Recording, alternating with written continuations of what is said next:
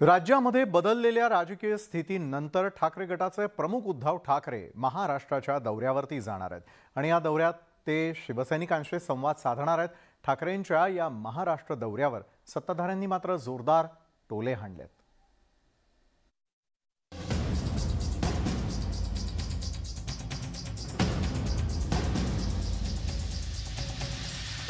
पुन्हा एकदा राज्यातील राजकीय वातावरण ढवळून निघणार आहे।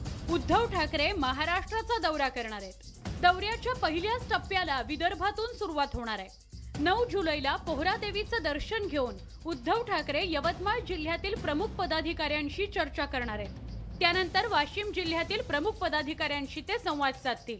तर 10 जुलैला अमरावती आणि अकोला जिल्ह्यातील प्रमुख पदाधिकाऱ्यांशी चर्चा करून ते कार्यकर्त्यांशीही संवाद साधणार आहेत।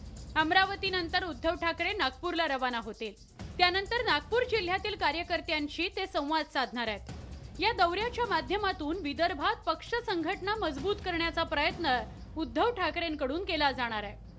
महाराष्ट्रातल्या अनेक भागामध्ये पक्षप्रमुख उद्धवजी ठाकरे यांचा दौरा आता उद्या 9 जुलैपासून सुरू होतोय। 9 जुलैला सकाळी नागपूरवरून ते यवतमाळला जातील। विदर्भ हा भाजपचा बालेकिल्ला म्हणून ओळखला जातो। आता उद्धव ठाकरे भाजपच्या बालेकिल्ल्यातून आपल्या दौऱ्याला सुरुवात करणार आहेत। त्यामुळे या दौऱ्यापूर्वी राजकारण सुरू झालंय। नागपूरला अधिवेशन न घेणारा मुख्यमंत्री, आपल्या स्वतःच्या आमदारांना न भेटणारा मुख्यमंत्री, अनेक उपाधी त्यांच्या मागे आहे। त्यामुळे त्या काळामध्ये त्यांनी कधी या महाराष्ट्र जनतेचा विचार केला नाही। आता विचार करून काय उपयोग आहे? शिवसेनेतील बंडानंतर विदर्भातील शिवसेनेत उभी फूट पडली होती।